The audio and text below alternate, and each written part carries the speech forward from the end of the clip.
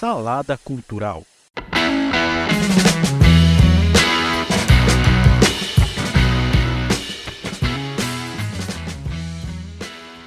Olá, meu nome é Márcio Andrade e este é o Salada Cultural, podcast que aborda tudo que envolve cultura, seja cinema, TV, música, literatura, quadrinhos ou a mistura disso tudo. Aqui eu conto histórias e curiosidades que talvez você já ouviu, mas não custa reforçar. Seja muito bem-vinda e muito bem-vindo para mais uma edição.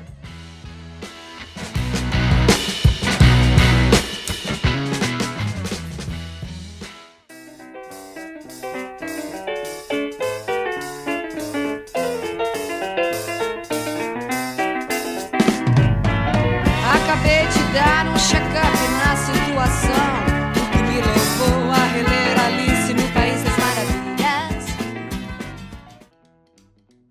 Muito se falou de Rita Lee nos últimos tempos, devido à sua trágica morte ocorrida na noite de 8 de maio de 2023, em decorrência de um câncer que ela lutava desde 2021.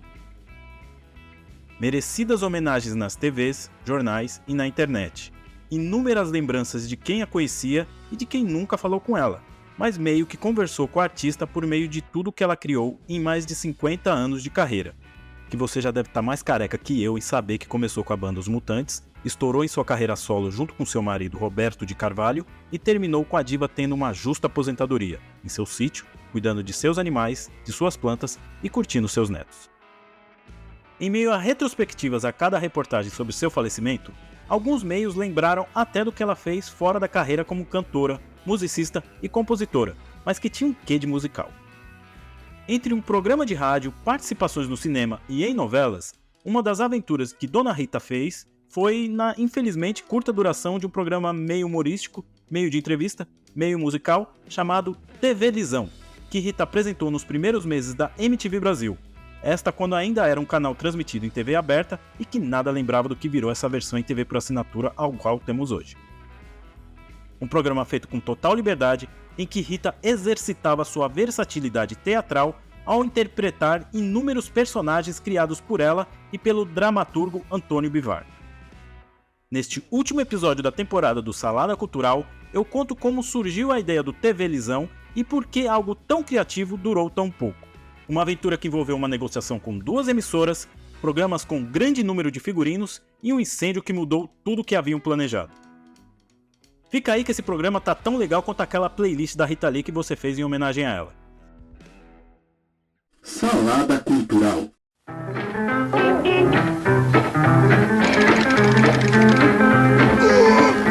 Finalmente, gente, aqui na MTV, sábado 9h30 da noite, TV Lisão.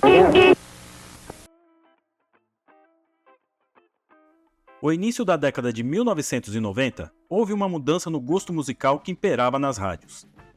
As bandas de rock no Brasil, que viveram o auge na década passada, haviam diminuído seu espaço, quando não acabavam de vez, dando lugar a duplas sertanejas, grupos de pagode e a lambada.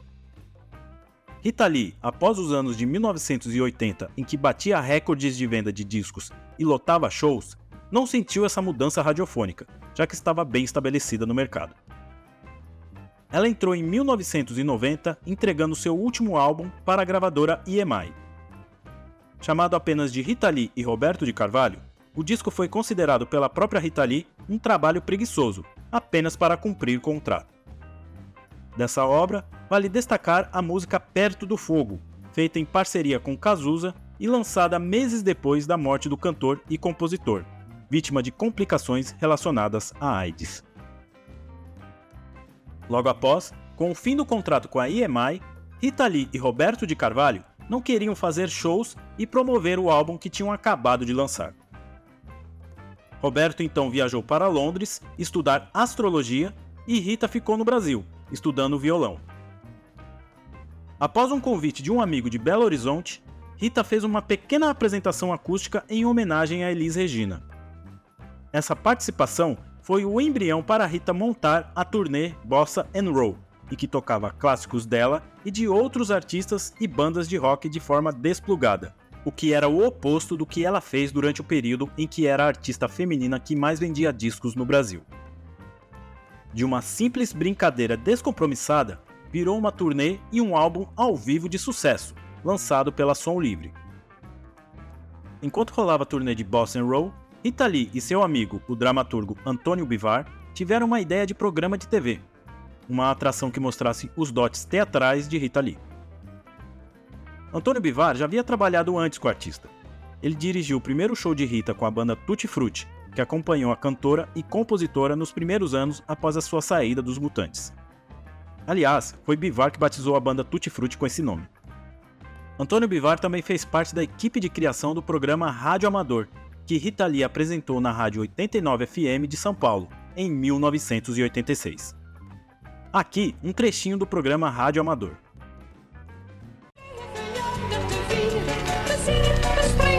Oi, gente!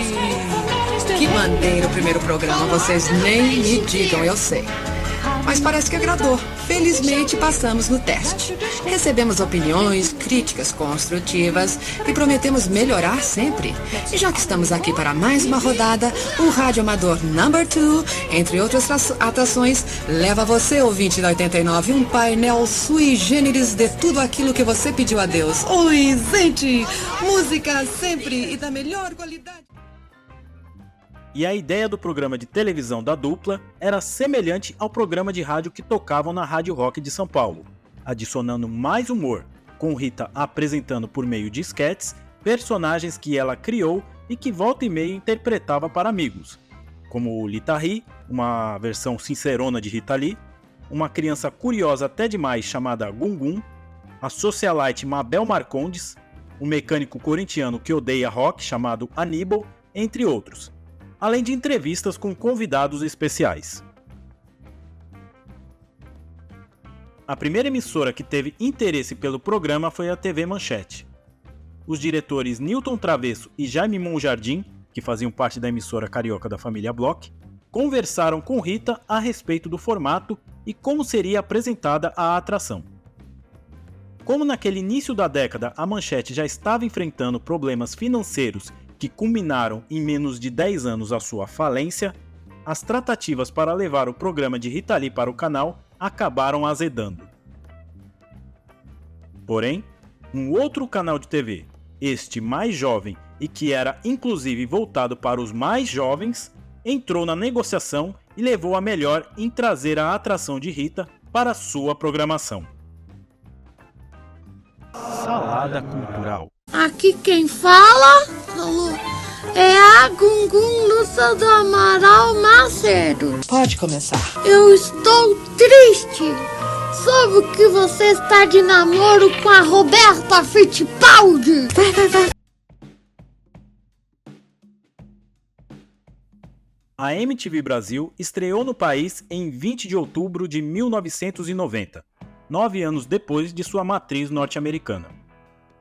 Diferente da original, que era exibida no sistema de TV por assinatura, a filial brasileira operava na frequência UHF, frequência essa inaugurada naquele início de década e que dava mais opções de canais na TV aberta. De propriedade da família Tivita, que era a dona da então poderosa editora Abril, a MTV no Brasil ficou conhecida pela sua programação voltada para o público jovem, algo inédito no país, apresentando videoclipes de bandas internacionais e muitas vezes bancando clipes de artistas nacionais para dar um gás em sua programação. Também ficou conhecida pelo experimentalismo de suas vinhetas e de seus programas, dando carta branca para diretores, apresentadores e até estagiários criassem e colocassem no ar ideias que nenhuma TV convencional teria coragem.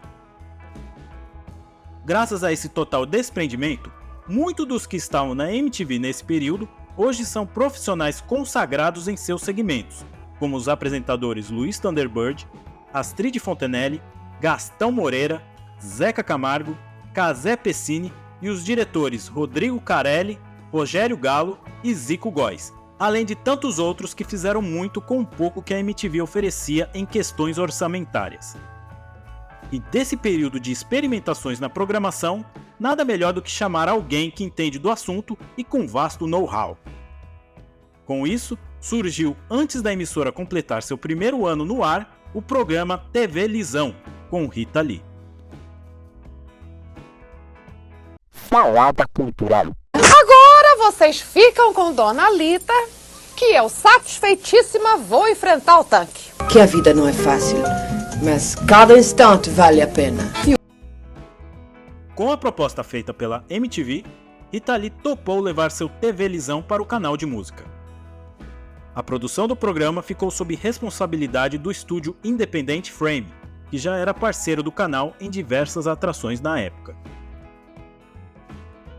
Além de Antônio Bivar cuidando dos roteiros, TV Lisão teve direção de Adriano Goldman, hoje um premiado diretor de fotografia de várias produções hollywoodianas.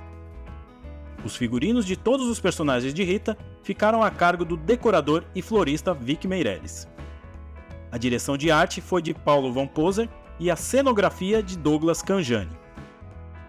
A gravação e toda a produção do programa de Rita Lee foram feitos nos recém-inaugurados estúdios da MTV no antigo prédio do primeiro canal de televisão do país, a TV Tupi, que ficava no bairro do Sumaré, região oeste de São Paulo.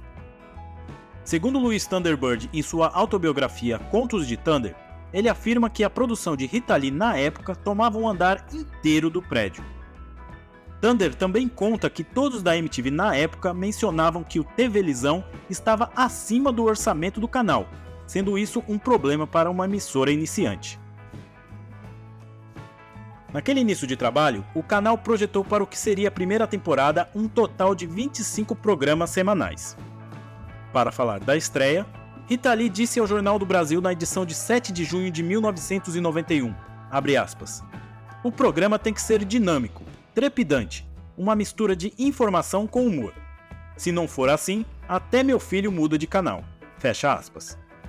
Aproveitando o gancho, na mesma reportagem, há uma frase do filho de Rita, Beto Lee, na época com 14 anos, e assinando Beto Carvalho, dizendo que o programa, abre aspas, "é do caramba." Fecha aspas.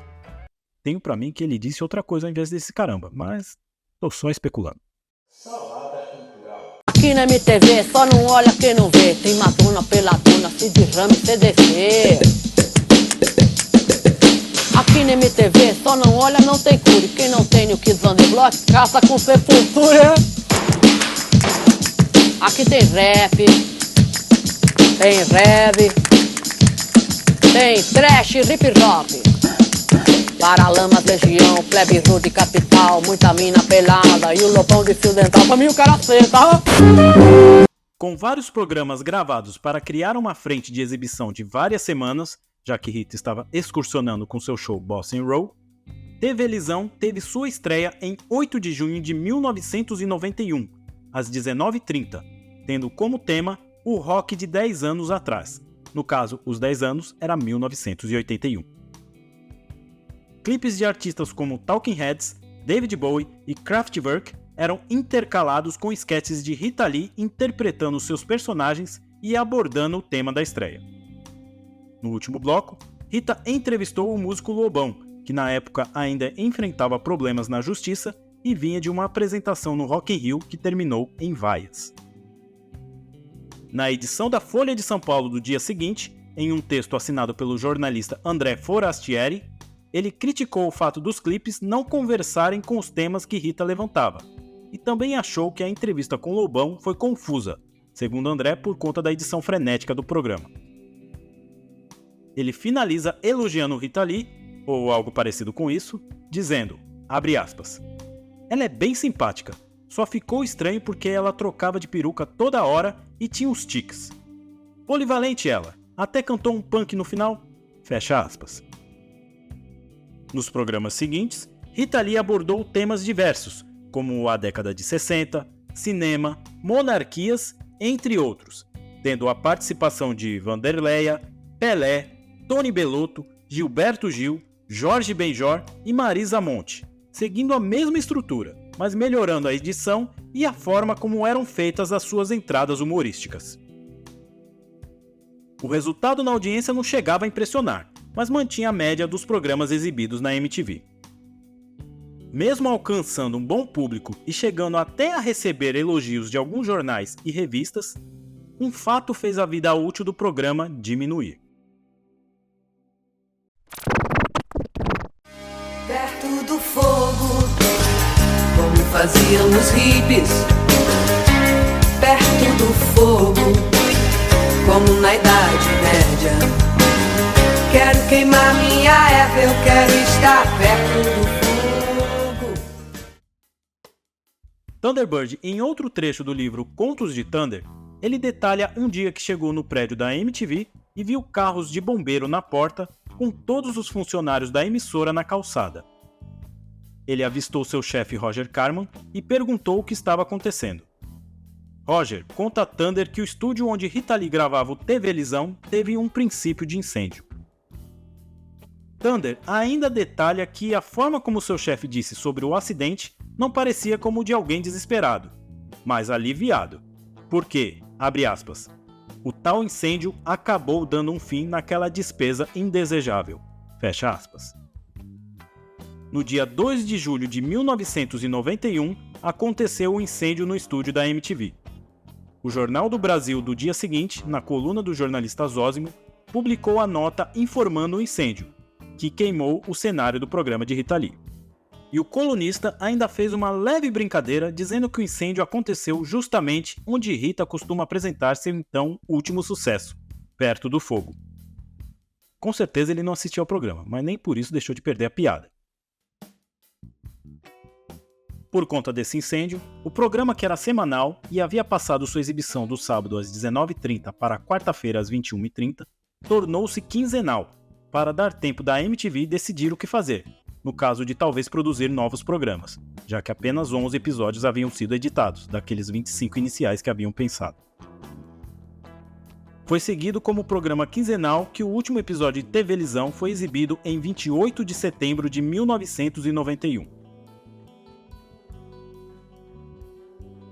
Em 5 de outubro de 1991, o Jornal do Brasil publicou uma notícia que oficializou o final do programa, informando que a decisão foi dada em uma reunião realizada naquela semana entre os criadores da atração e a direção da programação da MTV, sendo que Rita Lee não compareceu a essa reunião porque estava ensaiando para sua turnê do Bossa & Roll.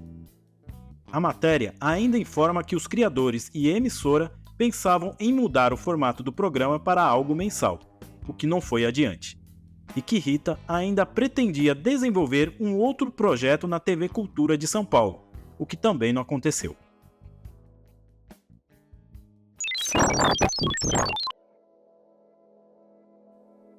No total, TV-lisão teve 12 programas, sendo que um deles foi uma coletânea de melhores momentos.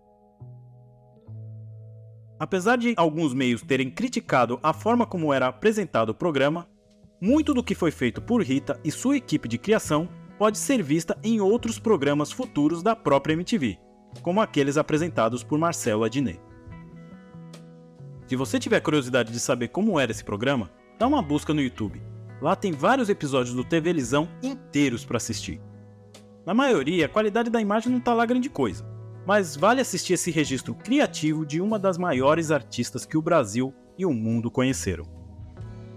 O fim do programa não causou rusgas entre Rita e MTV, tanto que em 1998 a cantora e compositora voltou a trabalhar com o canal, lançando o disco e especial de TV Acústico MTV, que inclusive foi um grande sucesso.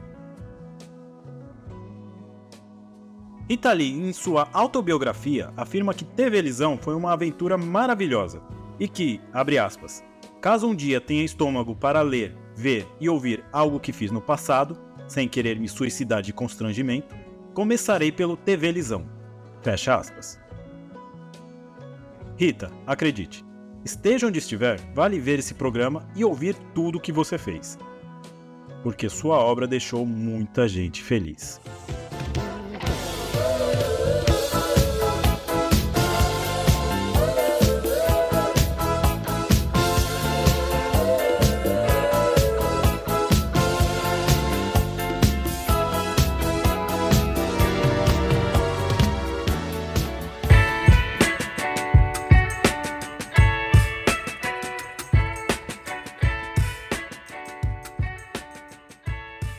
O último episódio da temporada do Salada Cultural fica por aqui.